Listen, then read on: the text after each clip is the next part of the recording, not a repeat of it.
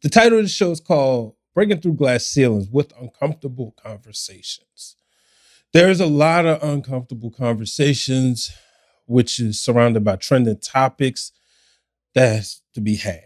Right now, it's my time to talk about one of my most complicated figures, favorite figures, who died today at the age of 71, Terry Bollea.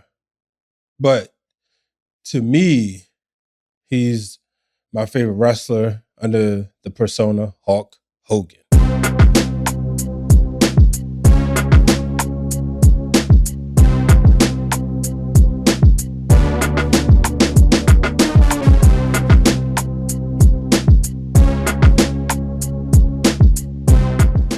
Hello, ladies and gentlemen. Welcome to this episode of Breaking Through Glass Ceilings with Uncomfortable Conversations. Brian H. Waters here. As you know, this show is brought to you by 6HM Productions. Folks, Hulk Hogan has died.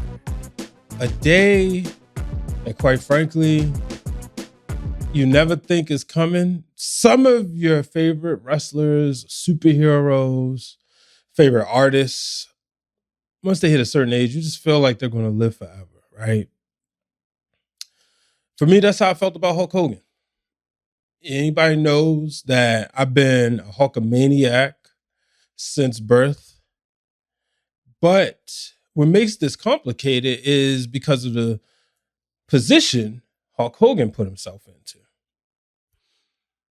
10 years ago to this day, July 24th, 2015, Hulk Hogan was fired from WWE.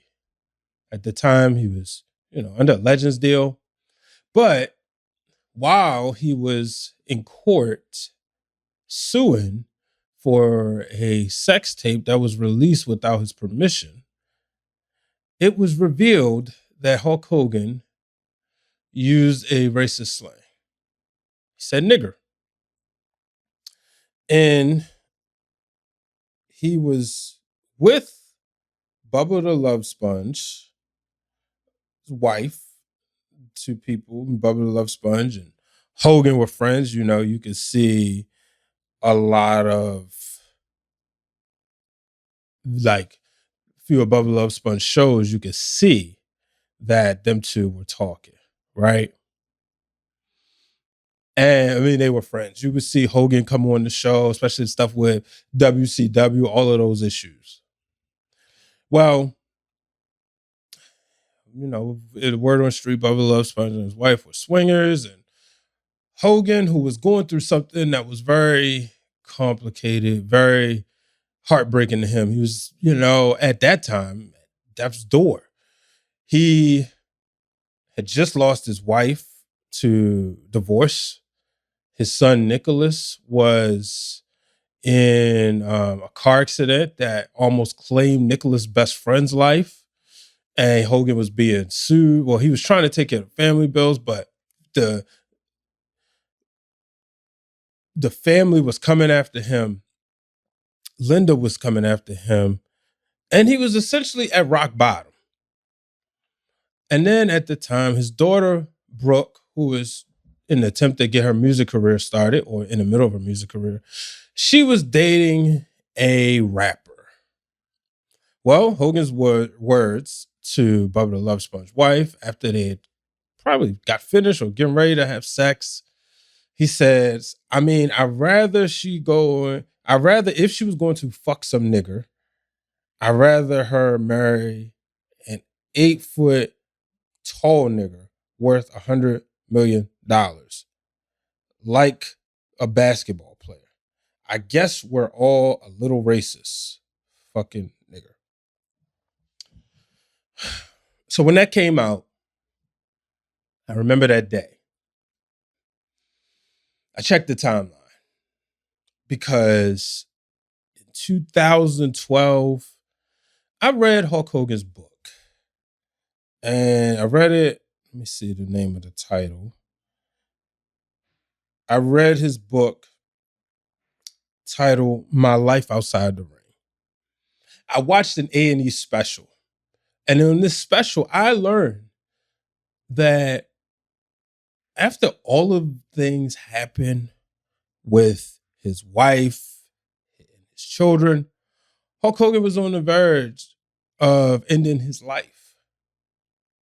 And it was Layla Ali who took him to church and took him by the hand and introduced him to Jesus Christ. So when that happened, I was like, wow, man, brother was going through it. And I was proud when I read this book, right? I was proud of it. I watched the Andy special. I was happy to hear that. And it said, like, he was getting ready, he had the gun in his mouth, but Layla called him at the right time. Now, people always say Hulk Hogan tells lies, but let's just, for the sake of this conversation, it's the truth. So when this quote came out, I said, okay, Hogan, you were wrong. But maybe, just maybe, Hogan got saved and he changed his life around.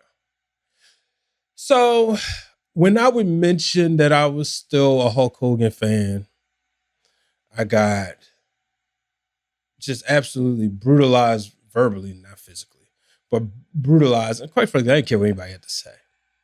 But black people would say, how could you be a Hulk Hogan fan, racist, everything you could think of. So I found myself explaining, okay, and then I was, forgiven. Now, on that day, Hogan went through, he was reposted every black fan. And on his Facebook page, he actually, or whoever was running, posted a picture of me in a Hulk Hogan t-shirt. I had one from WCW. And I always maintain the fact, I said, look, I will never tell anybody how to feel, but I'm still a Hogan fan. Oh, why are you still? I'm like, look, you feel how you feel. I feel how I feel. I choose to, extend forgiveness. Some people say, well, man, no, bump that, whatever. My issue was always when people came to me and tried to tell me how to feel, because I never tried to sway anybody. All I would explain is, hey, I believe Hulk Hogan got saved. He gave his life to Jesus and he's turned the other corner and he's born again. So I believe, yes, he could change. But then that apology came out and the apology wasn't doing me any favors. And I accepted it, right? Because I'm still rocking with Hogan. I'm still a Hulk Hogan fan. And people would say, well, how? And I said, well, I can't take away the feelings I had as a child. When the music would hit, he'd come outside, he'd come to the ring. I never got a chance to see Hulk Hogan in person. I never been at a show when the music hit and he'd walk out. But I have the memories of watching WrestleMania 6 with my grandfather, watching Bash at the Beach 96, or was it 94, 95, when he came to WCW. I've had those memories. Later on, going to school, finding out he had beat Triple H for the WWE Championship. He's the first WWE champion, the last WWF champion. I had those memories, right? And then, there was a time I saw him in person. I was walking to the bathroom at the very first WrestleCon, and they wouldn't let me go in. I said, well, what's the deal? And they said, you got to wait. All of a sudden, here comes Hulk Hogan. I was like, wow, larger than life figure. Was at WrestleMania in Philadelphia that week. He was talking to a bunch of people. And I remember my good brother Cal was like, Hulk Hogan is right over there. And then he came out later and he spoke on some things. He wasn't very apologetic about anything. And I said, you're not doing yourself any favors. And as somebody who worked in public relations, I said, if he hired me, I could have all this cleared up easily. There's no need to say what I would have done, but because everybody's going to dispel that anyway. But trust me, I've worked in PR long enough. I would have fixed Hogan's image. Then last year happened, probably a year ago around this time. I was watching the Republican National Convention, and Hulk Hogan pledged his allegiance to Donald Trump. I didn't like it. It made me mad. I said, you know what? Forget you, Hogan. And the thing that sucked about it is, as this happened, you think about how what he meant to people.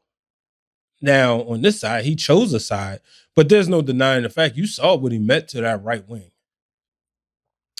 And then he came back out on the very first Monday Night Raw on Netflix, and we didn't celebrate him. And that's what was so sad about the whole situation. So I say it's uncomfortable because I think about what happened, right? Hulk Hogan got caught using a racial slur behind closed doors. Now, we could be really uncomfortable and say how many times one of us has done that. It does not make it right. He just got caught with his pants down.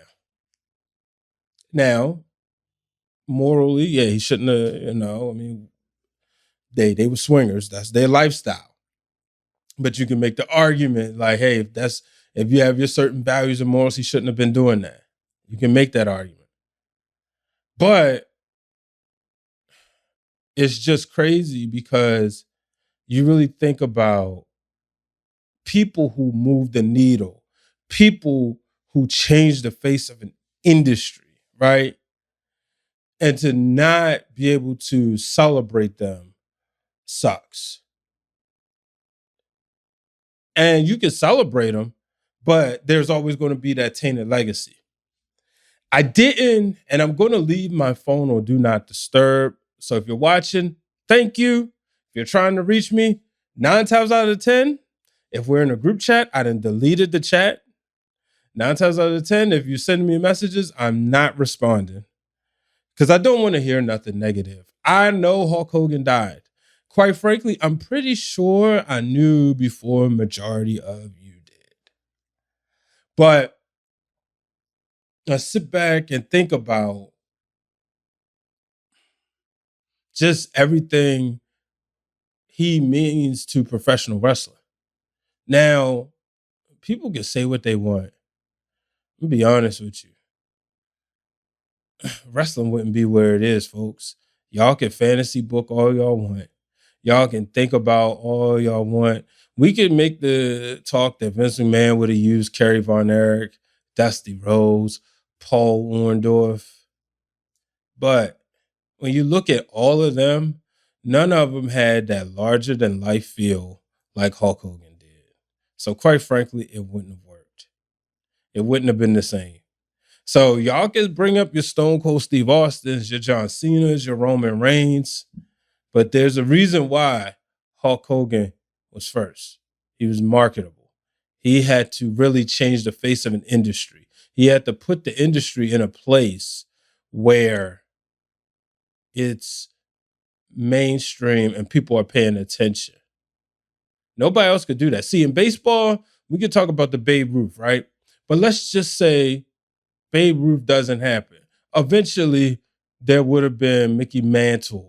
There would have been Derek Jeter, Aaron Judge, Ken Griffey Jr., and so forth, right?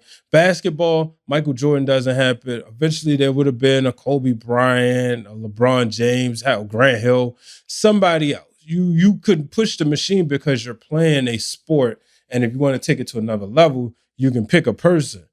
It may have taken longer, right?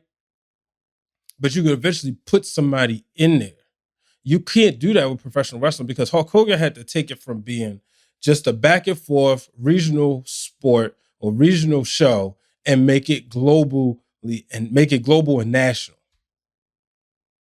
So that's the reason why it's complicated and it's uncomfortable for really people to really understand. Like I said, Hogan was wrong. He was wrong. The political stuff, I'll even say this, as much as I hated it, I hated that more than likely. Yes, I hated him more because he aligned himself with somebody who's hatred, but in his head, he's not hating, but whatever.